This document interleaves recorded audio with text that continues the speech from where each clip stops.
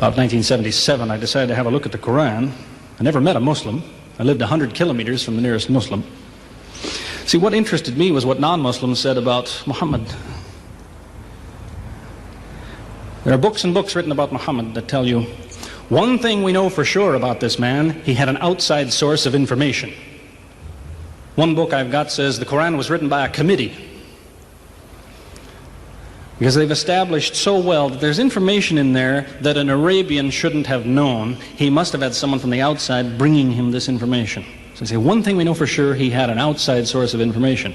Now, he said this book was a revelation. So they say, you see, he was a liar. He got it from somewhere, he put it in a book, and he gave it to someone, telling him it was from God. He was a liar. Other people write books and books on the subject of Muhammad, and they say, one thing we know for sure, he thought he was a prophet. He was crazy. Because they look at his life very carefully, and they see episodes like, for example, when he hid in the cave with Abu Bakr. He was running from the whole city who wanted to kill him, and he hid in the cave, and when the Meccans came running up to the cave to kill them, what did he say to his friend? Did he tell him, see if you can find a back way out of the cave? What he told his friend was, relax. He was telling him, I see what you see, but he said, God is with us, God will save us. So people on that basis, they say, you see, he thought he was a prophet. He thought God was with him because he said things like that. He wasn't a liar. They never seem to realize that one man can't be both. So you can't be a liar and a crazy man at the same time. If you think that an angel gives the words of God in your ear, and somebody says, I have a question for you, what does God tell you about this thing? I want to hear an answer tomorrow. If you're a crazy man, if you think an angel whispers in your ear, then you don't sit up that night thinking, what will I tell him tomorrow? What can I find? Who knows the answer? You're crazy. You think the angel will tell you the answer. You don't go and look it up somewhere. You see, you can't be a liar and a crazy man at the same time. You can be one or the other, or neither, but you can't be both. And you see, I read 2 non-Muslim biographies of Muhammad. One was by Rodenson, who's an atheist, who hated the man. But many interesting things come up about his life that I had to wonder about. One story that's told is that when he was an older man, he had a son named Abraham. The son died when the child was 2 years old. The same day the boy died, there was an eclipse of the sun. The sky went dark. And the Muslims came running to their prophet and said, look, it's a miracle. Your child died and the sky went dark in sadness. It occurred to me, see, if he was a crazy man, he'd probably believe what they said. He'd probably think, yes, it's a miracle. My child died, the sky is dark. Yes, it's a miracle. If he was a crazy man. If he was a liar, he would have taken advantage of it. He would have said, yes, right, my child died, the sky is dark, you tell everyone, it proves I'm a prophet. It's a miracle. But what did he do? He became angry with the Muslims. He told them that was nonsense. He was angry with them. How dare you say that? He said the sun and the moon are signs of God, and they don't worry themselves about the birth of a man or the death of a son of Muhammad. Doesn't look very crazy, doesn't look much like a liar. Now you have a third alternative, of course, which people tell you all the time. They say, no, he was not a liar. He was not a crazy man. He was deceived by the devil. Deceived by the devil. It's an interesting idea, but whatever you say, you better be ready to back it up. There's a lot of difficulties with that idea.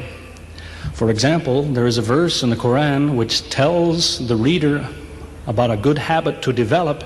It tells him, before you read this book, always say, A'udhu billahi minash shaitani rajim, which means, I take refuge in God from Satan the rejected. Is this Satan who wrote this? Who said, before you read my book, ask God to save you from me? Is that Satan who wrote that? As Jesus said, if Satan is divided against himself, then his kingdom will fall. He's fighting against his own interests. So let me finish with a story that illustrates a point.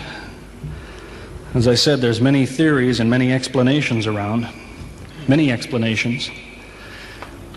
But an explanation, something somebody tells you, is just so much air coming out of his mouth unless he has proof and unless he offers you something that you can use to falsify it. You see, there's many theories of how do the planets go around the sun and how do the stars burn and all the rest of it. Many theories. Most of them are just so much wind. Scientists pay no attention to them because they don't contain something that could be checked to prove it false. You see, Einstein was considered an intelligent man because when he offered his theory in 1905 and again in 1915, he didn't just offer a theory, he said, here's 3 ways to prove I'm wrong. Now it's worth listening to. He's told me, here's 3 different things you can do. If you can do this, I'm wrong. Here you are. Is there anything like that in Christianity? Has the Christian ever said, you want to prove I'm wrong? All you have to do is this. Has he ever done that? The Koran is filled with that kind of thing, filled with it. Saying, you want to prove this book is wrong? Do this. Prove it. Go ahead. Do it. Filled with that kind of thing. There's an example of it that made a big impression in its day, during the lifetime, 14 centuries ago, of the Prophet of Islam. You see, he had an uncle named Abu Lahab. That was his nickname, Abu Lahab. This man hated Muhammad. He hated anything the man said. He used to watch him going through the city, and if he saw him talking to someone, he waited till they split up. He'd go after the man he spoke to and take him and say, what did Muhammad tell you? Whatever it is, it's a lie. Did he tell you day? It's night. Did he say black? It's white. Exact opposite. Whatever he heard the Muslims say, he said the opposite. That was the way his mind worked.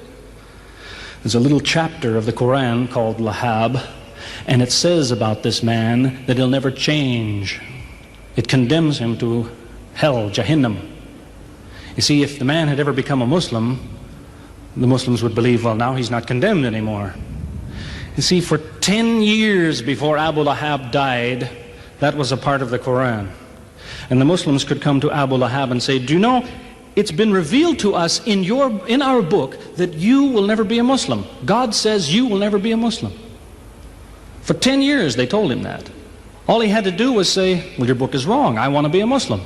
What do you think of your book now? That's all he had to do. He had 10 years to think about it. And that's the way he was. See, if somebody is your enemy, you don't come to him and say, you want to prove I'm wrong? Here, say this. Come on, say it. If all you have to do is say the words and I'm wrong, you finish me. He never did it. See, this is one of many cases of something that was offered that could have been falsifiable. So it was. As I say, in 1978, after, how long would that be, 15 years of arguing with the church authorities, one place or another, I got the idea, I'm going to argue with some other people, I'm going to read the Koran, see how much of it is any good, pick out the true, pick out the false. Thought it'll take a few years, it'll take some serious study and so on. I read through it. About 3 days later I finished it. I said, this is what I've been saying for 15 years. So I went to find some Muslims. I don't want somebody to feel you've been tricked into something. I haven't said anything about Christianity that isn't true. I haven't said anything about Islam that isn't true unless it was a slip of the tongue or something. I'm simply trying to remind an individual, don't close your mind before it's too late. Don't make up your mind before you have all the facts. Most people who used to be Christians and become Muslims will tell you, I am a better Christian than I used to be. Now I follow Christ. I didn't before.